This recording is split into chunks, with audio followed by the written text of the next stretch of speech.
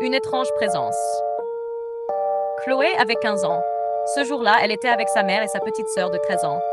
Elles étaient retournées dans leur ancienne maison pour la vider une dernière fois. La famille s'apprêtait à déménager dans un appartement. Mais rien ne s'est passé comme prévu. Depuis un an déjà, un lourd chagrin pesait sur elle. Le papa de Chloé était décédé le 13 décembre 2023. Cette douleur était toujours vive dans leur cœur. Dès qu'elles ont franchi la porte de la maison, quelque chose d'étrange s'est fait sentir. Une présence. Elles n'arrivaient pas à dire si elle était gentille ou dangereuse.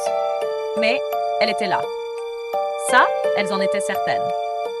Soudain, Chloé a senti une force invisible la pousser dans le dos. Terrifiée, elle s'est mise à courir hors de la maison, en larmes. Sa mère, elle, a ressenti une pression très forte dans le ventre. Sa petite sœur avait du mal à respirer, comme si ses poumons étaient écrasés. Et puis, il y a eu cette sensation étrange.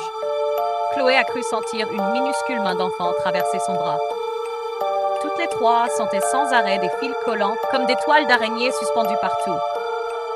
Mais il n'y avait aucune toile dans la maison. Ce détail les a glacées.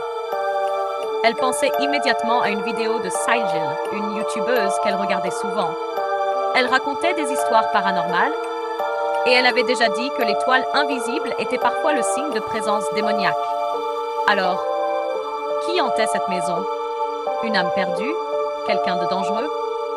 Des gens qui faisaient des choses sombres, peut-être même des satanistes? Elles ne le sauront jamais. Mais une chose est sûre, ce jour-là, elle n'était pas seule.